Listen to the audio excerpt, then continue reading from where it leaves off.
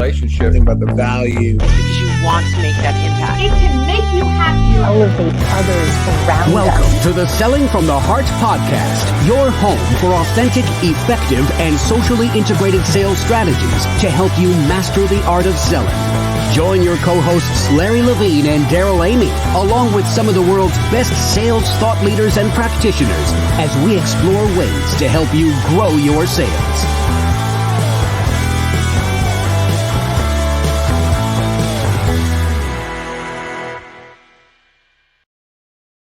Hello and welcome back to the Selling from the Heart podcast. Your co-host Daryl Amy here today with Larry Levine. What's going on, Larry? You know what? It seems like every time we have a conversation, Daryl, we cook up something. But before we go there, you know, we're into the last parts of summer, and it seems like in Southern California, it went from summer to lighter versions of summer. It's just a little rub on the weather we have here. It's just so gorgeous. Well, hey, I think that's just the sign that a couple important things are happening. Number one, football season is in full swing. And second of all, we're in the fourth quarter. It's time to get it done. And just like that football game, what happens in the fourth quarter of the sales year is a really, really critical. And so we just want to let you know it's Selling from the Heart. We're cheering you on. We're cheering you on to finish strong this year. And by the way, if you're new to the Selling from the Heart podcast, welcome. You've joined a growing community of sales professionals that are dedicated to being genuine, being authentic, adding real value. We call it Selling from the Heart. And Larry, as this podcast airs, we will have just been coming off an incredible high, also known as the 2021 Trust Building Challenge. And wow, what an incredible roster. And the event, it's just so exciting when people get together, like-hearted people, and say, hey, I want to grow. I want to become better at what I do. And we've always talked about it. We'll continue to talk about it, Daryl, is trust is the key factor. Trust is a key factor with anything, because when there is no trust, things slow down to almost a complete halt in sales. And the exact opposite is true. When we can build trust, when we get speed to heart, things accelerate. And that's exactly what we need. So if you're listening in, you go, I missed it. I missed the Trust Building Challenge. Don't Where panic. were you? Don't miss the next one. But don't panic. We actually recorded everything. So it is all available to you. Just go to the 2021trustchallenge.com website, www.2021. Let's get the year right, Larry. 2021trustchallenge.com, and you'll get immediate access to the recordings. We'll also notify you about future challenges so you don't miss out. Speaking of something you don't want to miss out on, I just want to give a shout out to our friends at BombBomb. BombBomb is enabling us to rehumanize our communication. And right now, in the clutter of the inbox, in the clutter of digital pollution, as our friends Ethan and Steve like to say, it is so refreshing to have an incredibly simple tool that allows us to reach out and put a face on what is normally faceless communication. It's an incredibly simple tool that a lot of us just haven't taken advantage of. Is you talk about the inbox being cluttered. Just imagine when somebody opens an email and they see your face and they listen to your message and the excitement and the passion behind what you do as you lean in to the conversation, as opposed to hiding behind your keyboard. Exactly. So try it out. BombBomb.com/heart gets you free access for 14 days. And if you've already taken advantage of it, as I'm sure most, if not all, Selling from the Heart listeners have, share it with your coworkers, your friends, and enable them to add a face to faceless communication as well. And let's bring some more authenticity to the world. And, you know, if you think about the idea of sending out a personalized video, that is a great way to either tee up or follow up on a call. However, the problem, Larry, you know where I'm going. I know exactly where you're going with this, Daryl. They got this little thing out there in sales that you may or may not have heard of called call reluctance. And we've got a guest today who is I'm anything but reluctant to introduce. And that's our friend, Connie Kadansky, to talk about call reluctance. Connie, welcome to Selling from the Heart. It's great to have you here. Oh, it's lovely to be here. Thank you. Well, and we're going to have a fantastic conversation today, but you know the question that every guest on the Selling from the Heart podcast gets, and that is, Connie, what does it mean to you to sell from the heart?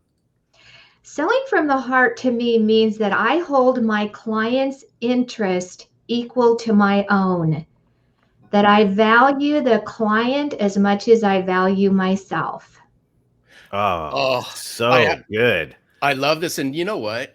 And I love you even more, Connie, because you're wearing red. Thank you so much. We're twins. It's better than Daryl and I being twins. So thank you.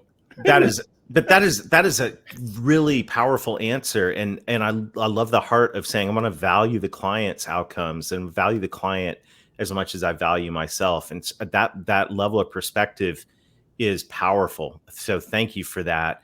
Connie, call reluctance. Does this still exist in sales? Are you finding that salespeople are still reluctant to make calls? Yes, the pandemic has brought an epidemic of sales call reluctance. What are you seeing out there in sales teams right now? Well, they're doing just like you mentioned, hiding behind the keyboard. And it is so important that the phone is their salesperson's ATM machine. And just to get comfortable picking up the phone and making those calls.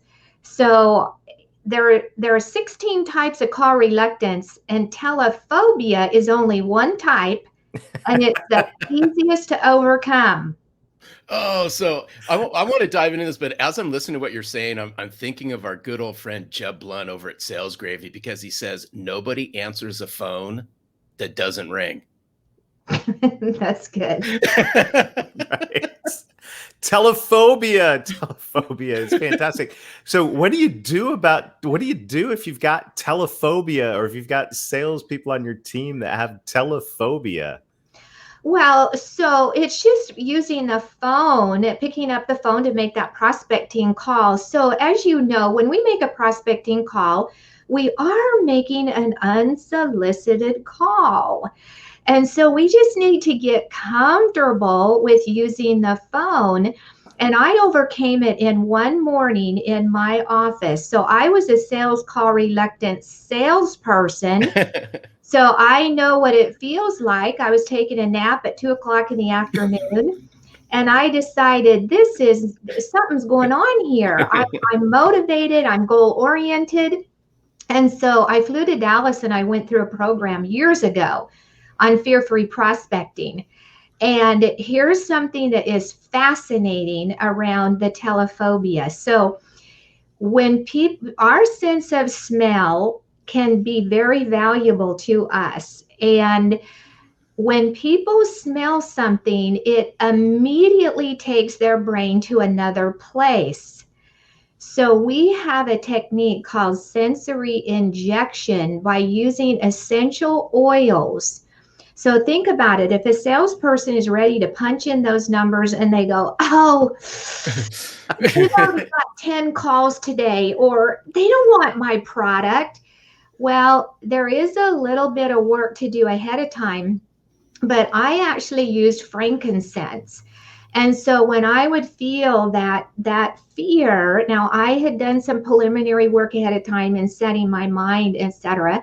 I would just smell this frankincense and it would take me out of the fear, because it'd instantaneously take me out of the fear.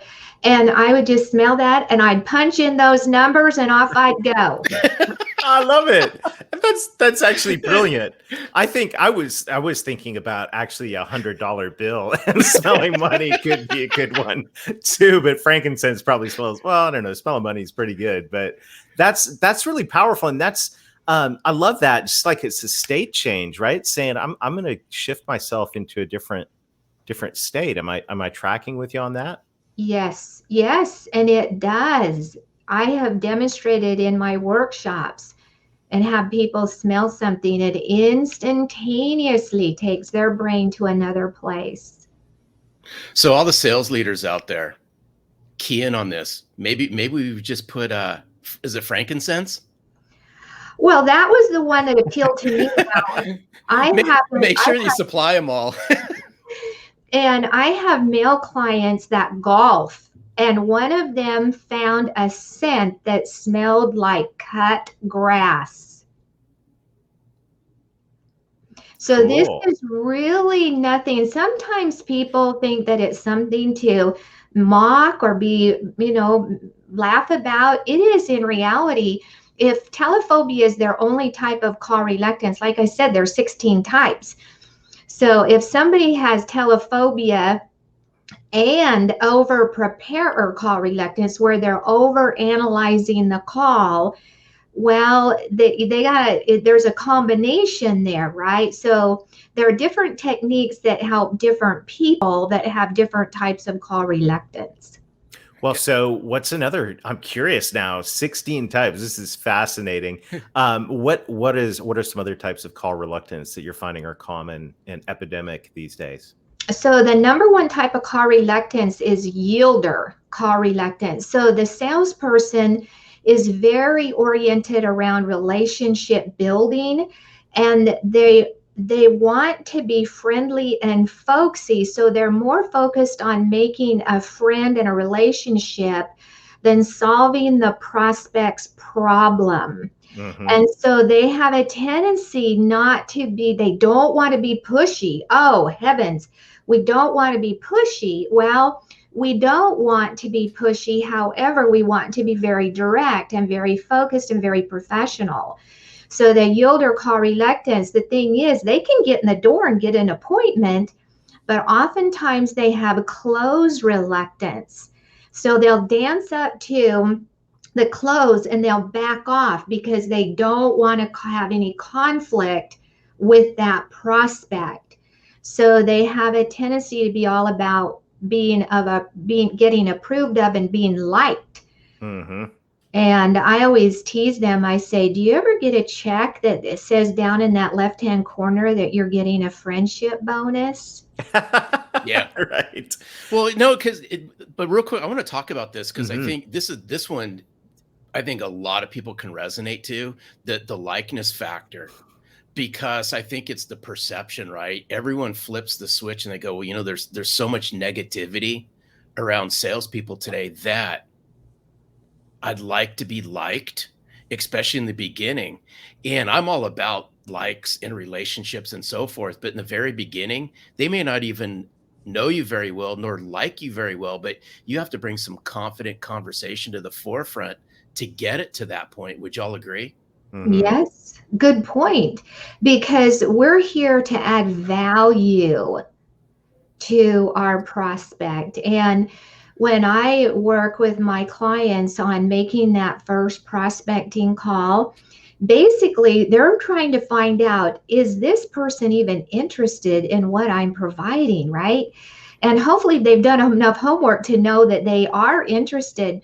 We're looking for that prospect to have a shared interest at this time, meaning I'm interested. Prospect, how much focus and attention do you put on this? Shared interest. And then, is there a shared care? Do they really give a darn? Do they really care about exploring this further?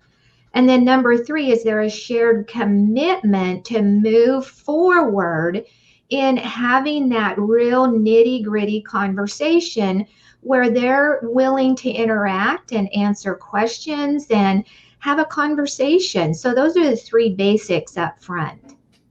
Yeah, and it comes back to what we were talking about in the trust building challenge, is that trust formula, authentic relationship. Yes, we want to build authentic relationships. The other side of that coin is meaningful value. And if we get stuck in just the friend zone without moving to value, we're in a trap. And the other way around too, if all we do is hammer value and we aren't able to build enough of a relationship to even get to the point of having that conversation and building that trust, we're in a trap too. And I think that that reluctance to go there and to challenge and to to go past the like button, if you will, in the real world is a big deal. What are some other, you've got my interest now, 16 types of call reluctance, people. Connie, what's another kind of common call reluctance that you see out there these days?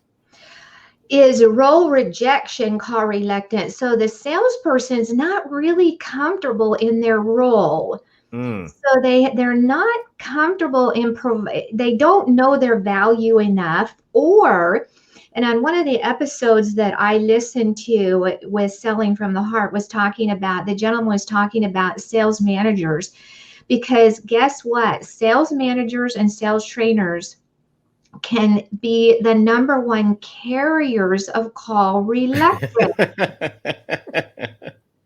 Explain. So they, I know where you're going with this one. do you know, Larry? Well, I think because they're afraid to do it themselves. Well, or they stereotype type the salesperson. Now, don't be going out there and doing this. Don't be like this and don't be like that. Well, a new salesperson's going, okay, you don't want me to do that. What should I be like? But sales is a fascinating career, and we add value. The world revolves around the selling process. And so sales is solving people's problems for a profit. And so it's just getting comfortable in the role and not identifying with that stereotypical salesperson that we hear about from time to time. Focus on the ideal. Focus on the avatar of that ideal. Hey, I got a question around call reluctance, and I think a lot of it. Do you think a lot of it has to do with the noise? And where I'm going with this is all the noise that salespeople see, whether that be on social platforms or things that they read, where they say, "Well, cold calling is right." Fill in the blank with whatever excuse. Cold calling is dead, or cold calling's not as effective as it used to be. So they come up with these excuses. They're reluctant to move forward. Do you see that playing a part in this as well? I'm just curious. Well, yes. However, when a salesperson really knows the value of what they do, where they just know it, they have embodied it, they have experienced the value with other clients, then they're more courageous. And so with the call reluctance, it's really, we always say mindset. Well, who's setting the mind, right? Who is setting the mind? And salespeople, I mean, I don't like to hear a no, but for crying out loud, I always say, what does that no mean?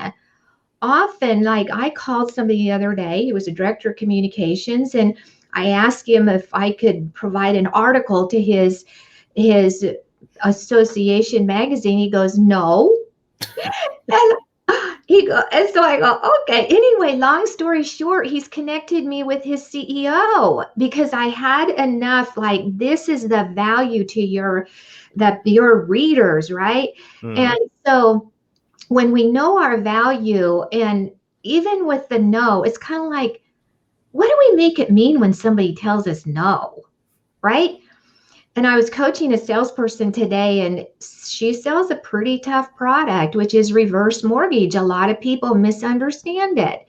And some people just slam down the phone. Well, who wants to have the phone slammed down on them, right? So how do you emotionally handle something like that, a rude prospect, right? So a lot of times salespeople, oh my gosh, this means this is going to throw me down the self-doubt spiral. No. It's like, what am I making it mean? They're not having their best day, obviously, right? And so it's really learning those mental fitness skills to not allow that stuff to derail us. That's such powerful. What a great and timely conversation. And one of the things I wanted to get into that's very fascinating. And when you go to Connie's LinkedIn profile, you'll see just this incredible wealth of science and knowledge behind what you do.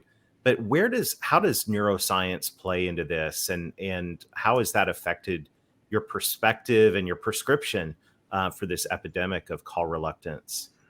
Well, so neuroscience is really about the brain, right? And so when we have an event it triggers something in the brain. And when you really look at it, the fear center of the brain is the amygdala. And so that's where the fear gets stimulated. And we can work on mental fitness skills so that we don't get triggered by an event. And that could possibly be perceived as negative, that we have that ability to self-command. What am I going to make that mean? I'm going to command myself. I am not going to go into the negativity around this. And so that's where neuroscience comes in, where we train our brain to take any event and neutralize it. What am I going to make it mean? Or how can this be a gift or an opportunity for me? So if a salesperson is not being effective on their prospecting calls, we don't want them to just keep making them, right? We want them to stand back and think about it and really work on, what is my glitch here? What is it that I need to do? And so that's how we actually start training the brain to perceive things differently. And with prospecting, curiosity is an emotion.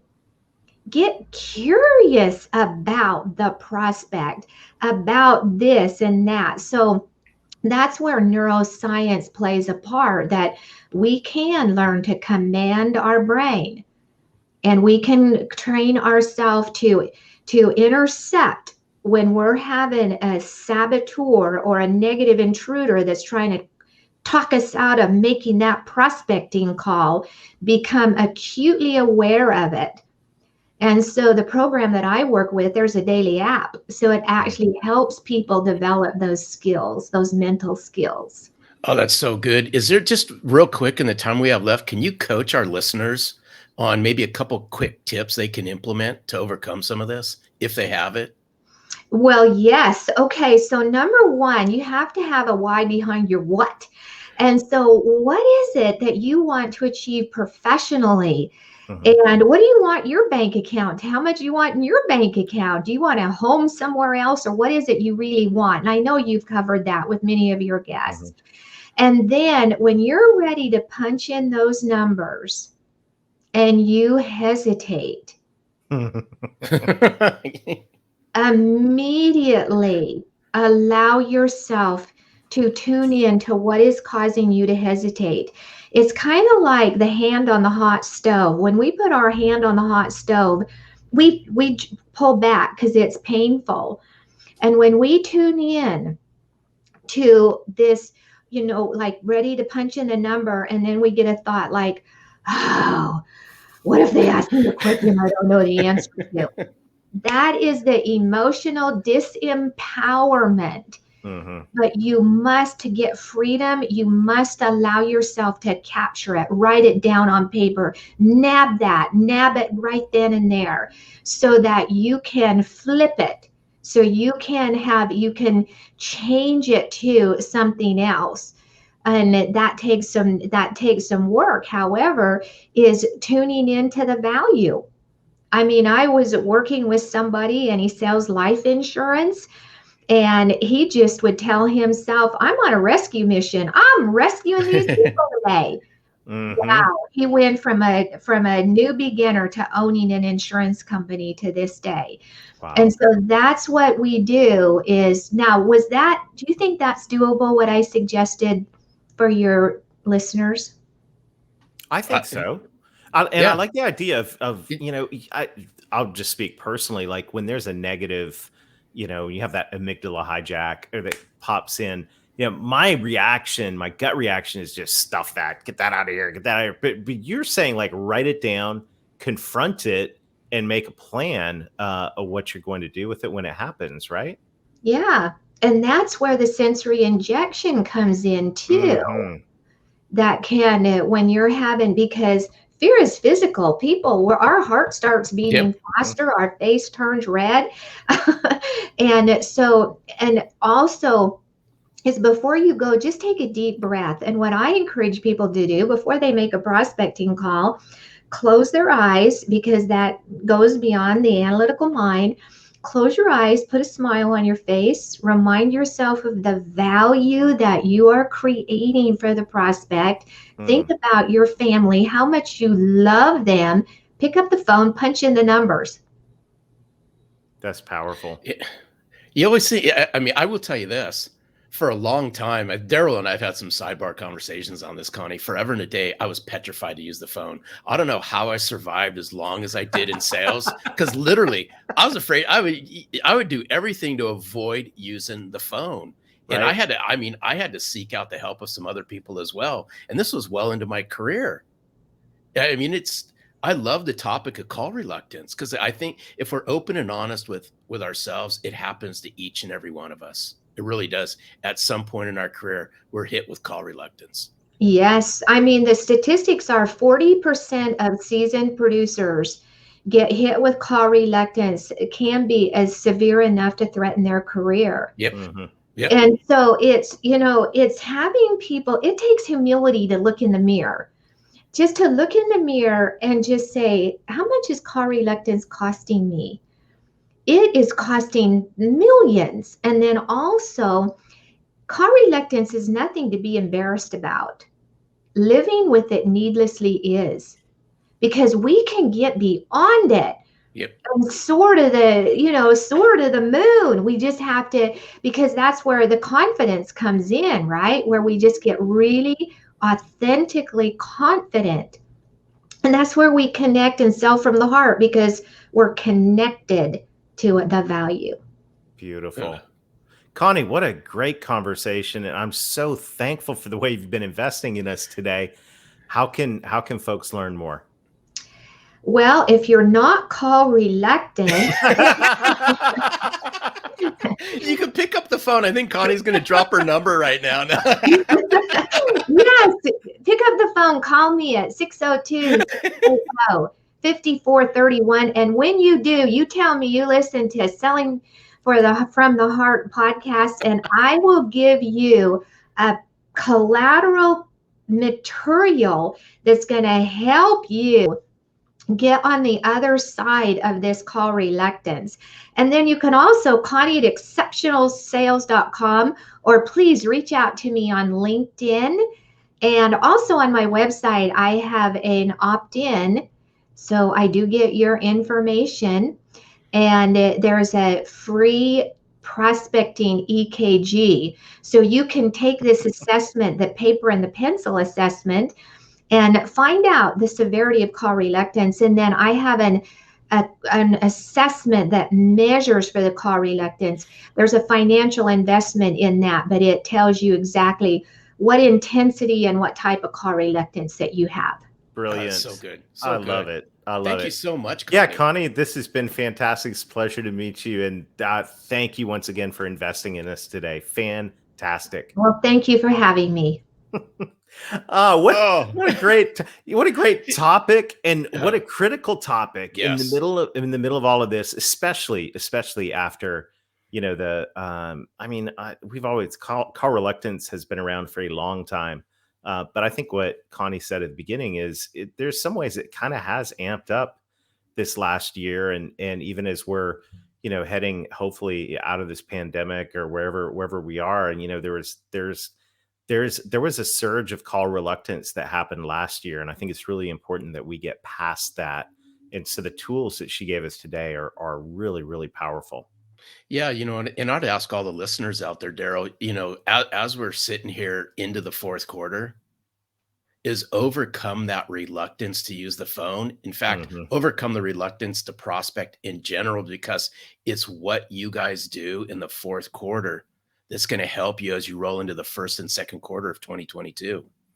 I think so. And I really, the alignment with Selling from the Heart, one of the things that Connie said that was so powerful is to really get in touch with your why. Why are you doing this? What is your purpose? And if you have not downloaded the self-reflection journal, the Selling from the Heart self-reflection journal, just go to sellingfromtheheart.net/journal, or text heart to 21,000. That's heart to 21,000, and get that and start really connecting with your why, because that I think is a critical component of this, is being able to know why you're doing this and what's behind it. Well, Larry, Hey, I gotta throw one more thing in there, only just because, right? No more sweaty palms, right? After you listen to this podcast with Connie, right. No more sweaty palms. Well, hey, thank you once again to Connie. Thank you to everybody in the Selling from the Heart community. It is so amazing to be a part of a community of like-hearted salespeople that are out there bringing their authentic selves to prospecting in every aspect of the sales process. I want to say a huge thank you to everybody that contributed during the 2021 Trust Building Challenge. As we said at the beginning, if you want to pick up those recordings, go to 2021trustchallenge.com. Thank you to everybody who's leaving reviews on the podcast, a platform on which you listen, whether it's iTunes, Spotify, YouTube. Do us a favor, hit subscribe, and also go ahead and leave a review. That helps us spread the message of this movement of bringing authenticity to the sales profession. So until next week, keep being genuine, keep being authentic, keep adding real value, deal with call reluctance, and most of all, sell from the heart.